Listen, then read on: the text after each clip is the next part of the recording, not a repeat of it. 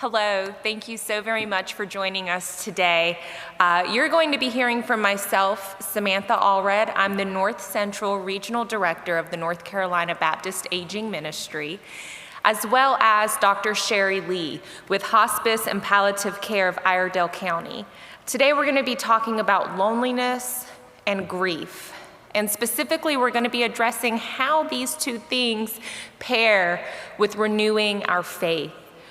We recognize that this has been a very challenging couple of years for all of us, but especially our seniors, who have very much had to process loneliness and grief in different, unique ways, and often in isolation.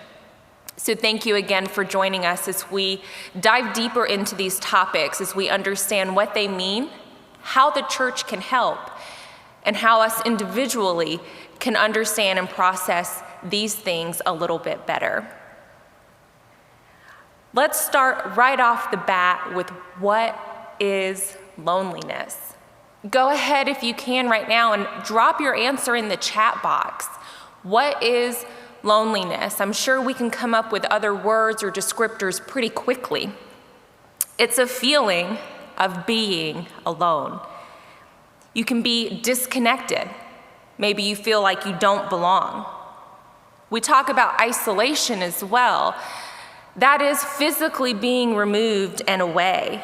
It's not having interactions and contacts and relationships with family or friends or individuals on that close personal relationship. Whatever we call it, however we identify loneliness, we realize it when we're in it. Who is feeling lonely? As we look across our nation right now, many of us are feeling lonely. In fact, we have found that 1 in 3 U.S. adults 45 and older report feeling lonely. That number changes a little bit when we talk about 65 and older. We found that 1 in 4 adults across our nation, 65 and older, feel lonely. Think about that number in terms of your family, 1 in 4. Now think about it in terms of your church or your community.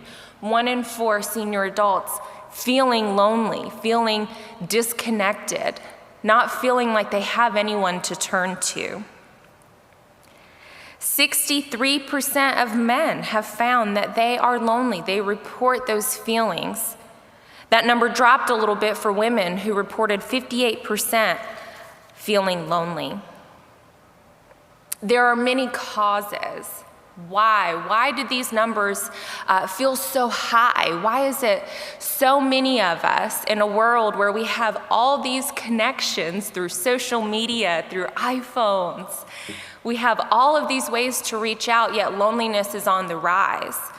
There are a lot of causes, and we're going to talk specifically about why senior adults are feeling so lonely. Go ahead and drop that answer in the chat. What might cause a senior adult to feel lonely right now during this time? Specific to senior adulthood, we see a lot of loss. That can be the loss of a loved one or spouse, a sibling or parent. We see changes in life, like retirement, that can cause feelings of loneliness. Well, I plugged into work every single day, and now I'm home, and what do I do? Who do I connect in with?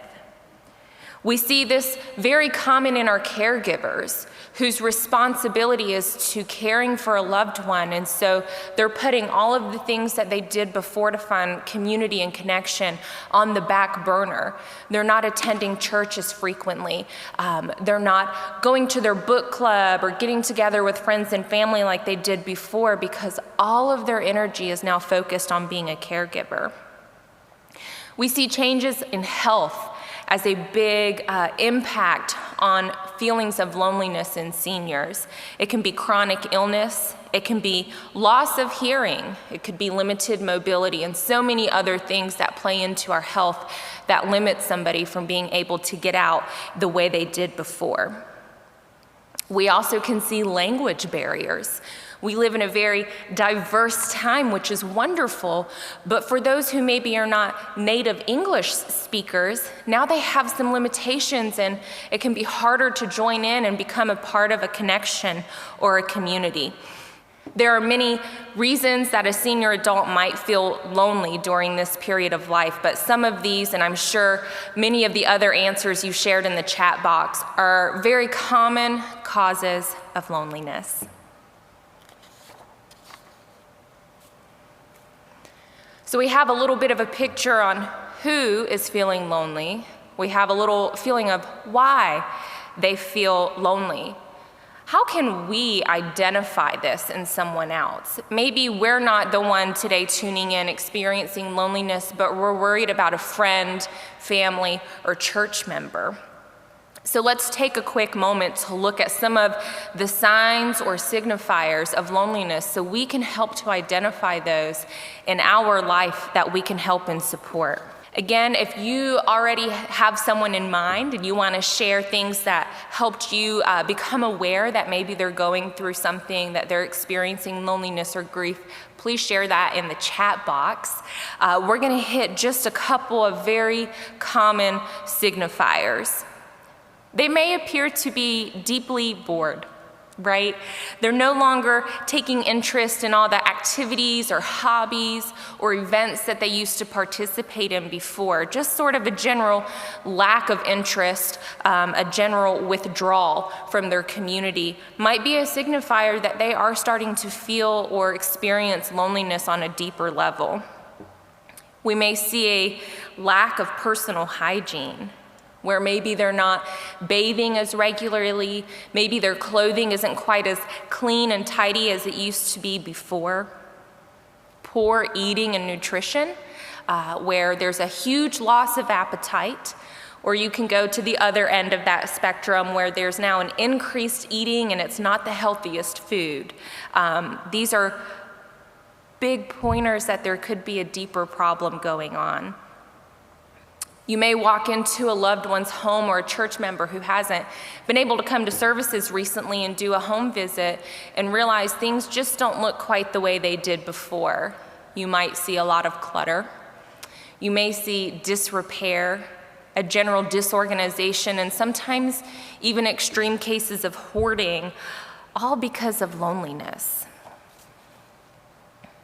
All of these can be a great clue that there's something going on with this person we love or something going on with ourselves. And we're going to talk a little bit later today about how to understand for ourselves how we can check in and ask, am I experiencing this right now?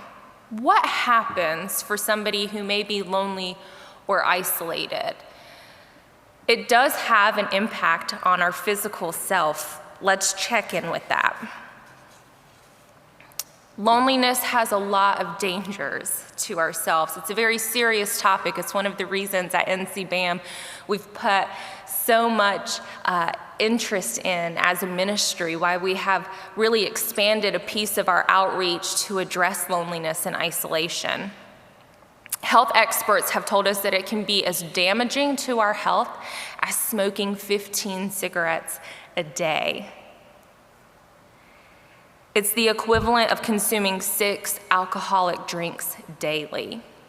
Both of those give us a big picture of how serious loneliness can be. It's as harmful as not exercising. It's twice as harmful as obesity. There's increased risk of early death, a risk for dementia, depression, sleep disorders, stress and anxiety, a lowered immunity system, and high blood pressure. This is just a small snapshot of some of the dangers of loneliness. So with all of this that we've just discussed and learned, when we talk about who is lonely and why, we talk about what causes it, we talk about how to identify it, now we see how serious it is. So let's talk a little bit today about how we can overcome and address loneliness together. And that's a big part of this next section, is that we really want to think about how we can work together with our loved ones, with our church members, within our community to overcome this epidemic of loneliness that we're experiencing right at home and across the nation. So think of this first in terms of yourself. Let's kind of do that self-check-in. Am I someone experiencing loneliness on a broader level? And then we'll apply it to those around us. Is there someone that I can reach out to who may be experiencing loneliness? UCLA developed this wonderful questionnaire called the Loneliness Scale. It's been adapted through AARP to a smaller snapshot of about 10 questions. Today we're only going to look at a few, but you can look this up. We'll attach a handout to your program today, or you can reach out to one of the regional directors to get either that full 10-question or the full UCLA, which goes beyond that scale of the Loneliness Scale. If we're talking about overcoming loneliness personally or with friends and family, the key is to first acknowledge it. And it's a really hard thing to talk about. But we want to be honest with ourselves and for our loved ones so that we can address the root causes and what's going on. Here's just a couple of questions to ask yourself. Or, again, if you're looking out to who is in your community, who you can minister to during this season, ask yourself these questions about them. Do you feel like yourself? Do you feel like there's no one to talk to anymore? Do you feel unhappy being alone? Because remember, being alone and being lonely are two different things. But are you or is your loved one unhappy being alone? Do you often wait for someone to call or write or stop by? Answering these questions honestly can help us dig deep and understand a little bit better.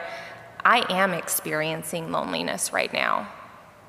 My mom, my grandmother, my neighbor, they're experiencing loneliness right now.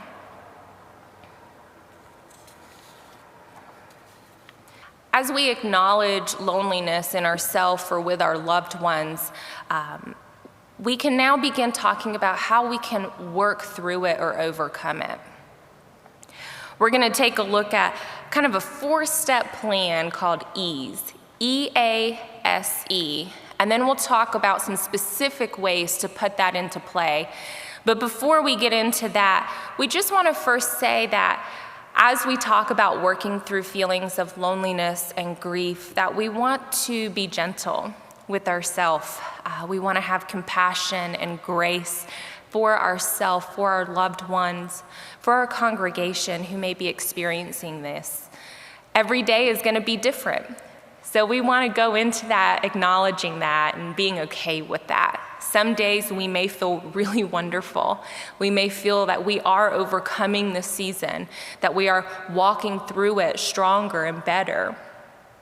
But you may have days where you don't feel that way, where it may be challenging. You may feel that there were setbacks to this, and that's okay. So before we begin anything, just take a deep breath and give yourself that grace that every day will be different. And that's okay. So let's take a look today at this 4-step way called EASE. E-A-S-E. The first E in this is to extend yourself. Start small. When we're experiencing loneliness and grief, oftentimes by nature, we do withdraw. Remember, we talked about withdrawal as a signifier. That's how we might know something's going on with ourselves. So we have to kind of give ourselves permission to extend back out. We can start small. Sometimes we think of that and it's very overwhelming. Oh, I can't get back to everything I was doing before. You don't have to all at once. Start small.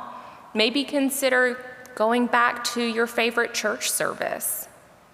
You could even start smaller than that with making conversation with your favorite cashier at the local grocery store. Tell yourself, today I'm gonna walk in and I'm gonna ask something about them beyond how's your day. Come up with your favorite question. What's your favorite dessert in the freezer aisle here? Start small, but begin to extend yourself. As we get comfortable again with these things, as we provide this way of reaching back out, we can begin to build an action plan.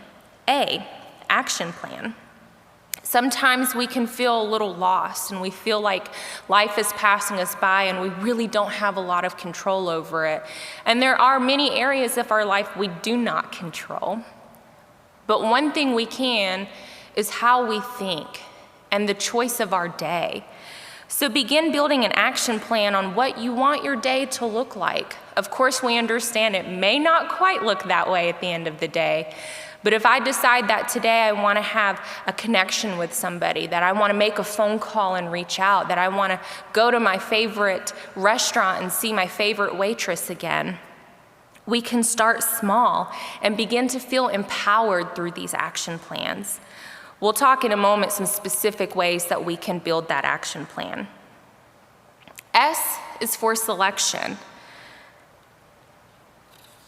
When we talk about loneliness and we talk about reaching back out, it's really not about quantity, but quality of connections. We may reach out and have all these ways to plug into, but if we don't feel deeply connected in, if the quality is not there, that loneliness may still kind of linger and take over what we're feeling in that. So do be selective. Choose to participate in activities and relationships that you believe will be the most meaningful to you. And E, expect the best. As we talk about overcoming this season and feelings of loneliness and grief, go ahead and allow yourself to expect the best. When we've sat with these feelings for a long time, sometimes it's hard to imagine the good days again. But go ahead and do that. Give yourself the chance and the place to say, today may be a good day, tomorrow may be even better.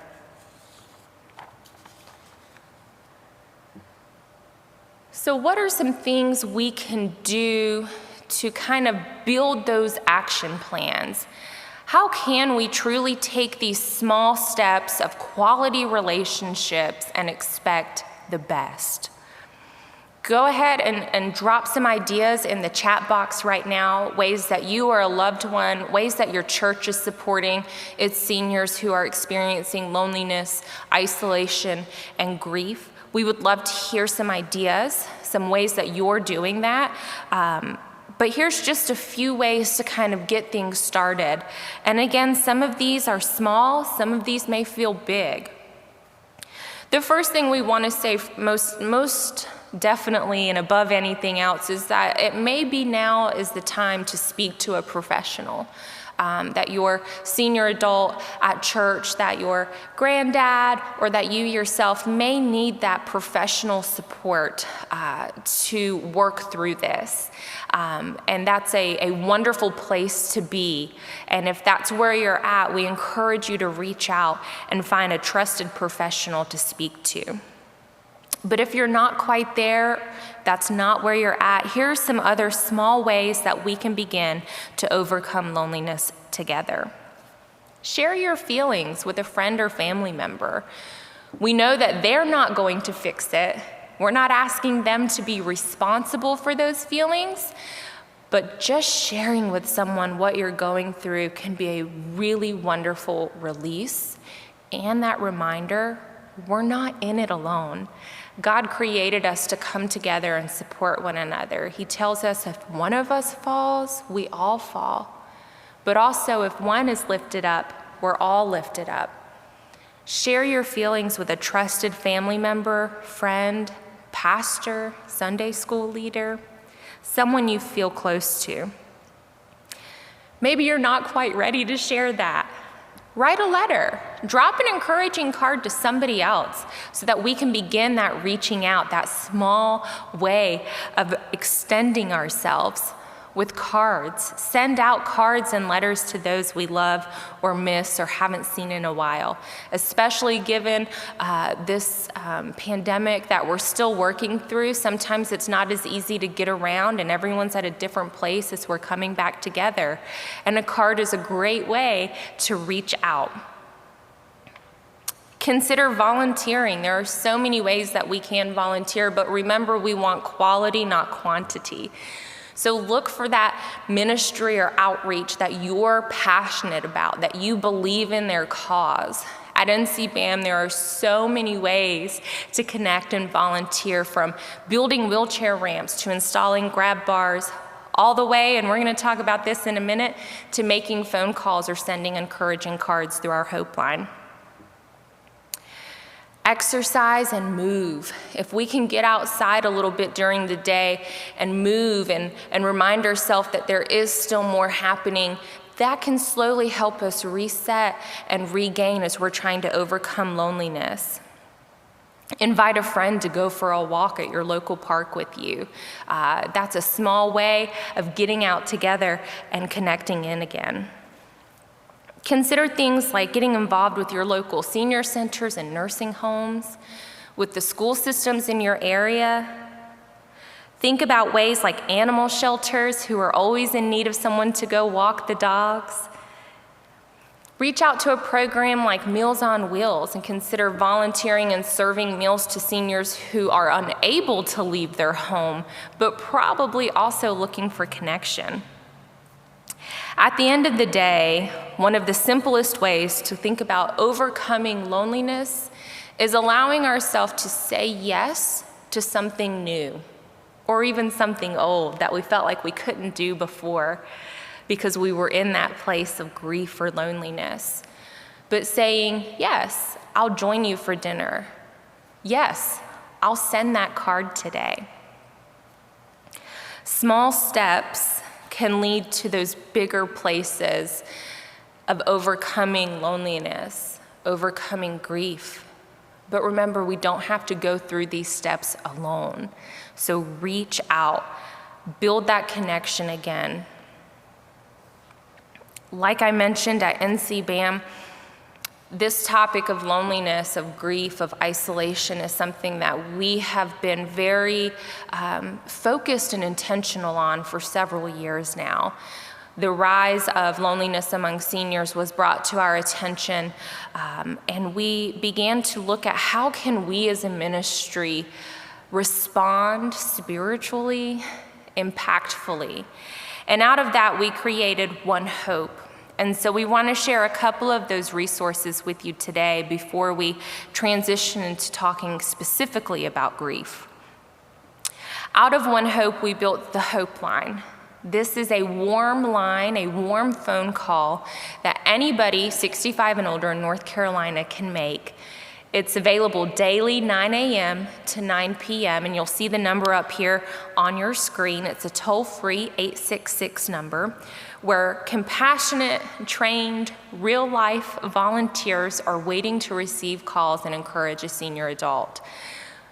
We're not therapists, we're not trying to fix or resolve anything, but we are trying to listen and care and remind seniors in North Carolina that they are loved and they're not alone. This is also a wonderful opportunity to volunteer with. It's something you can do in the comfort and safety of your own home, but you can now reach out and help others going through loneliness and isolation as well. We have many other resources that have come out of the Hope Line, including a spiritual 30-day devotional on overcoming loneliness. It's available through our website, which you'll also see on your screen, onehopencbam.org. We'll mail a copy to any senior here in North Carolina. Churches can reach out and request copies as well. It's available for free download. You don't even have to wait for it to come in the mail. You can download it for free and have access to it anytime. It's also available for audio listening on that website. So a lot of ways that you can reach and get your hands on this excellent devotional. This is a wonderful opportunity for somebody to share and do the devotional series together. You can jump right online and encourage and invite someone, hi, I want to do this 30-day devotional with you. We also have as a piece to NCBAM's Hope Line outbound calls. So you can dial into that 866 number any day between 9 and 9 to speak with someone, but you're also invited to enlist in our Outbound Calls program, where a senior in North Carolina will be paired to a volunteer who will make regular phone calls and build connection and relationship with them. We've seen really wonderful friendships come out of this program, and you can learn more about that on our website. As we close this portion of today's presentation, let's just take another moment first to take a breath, to think about all of this information we've gone over together, and remember that no one person can do it alone. We're here as a ministry to love and support our seniors, to love and support you, the church leaders, in all of your efforts and ministries and outreaches. We hope that maybe just one or two things have sunk in. You feel like there's something that you can walk away with, and either for yourself or a church member say, you know what, we can work through this together. But above all, just know that we love you, and we believe that God loves you as well. Thank you so very much. We're now going to turn it over as we hear from Dr. Sherry Lee. Thank you.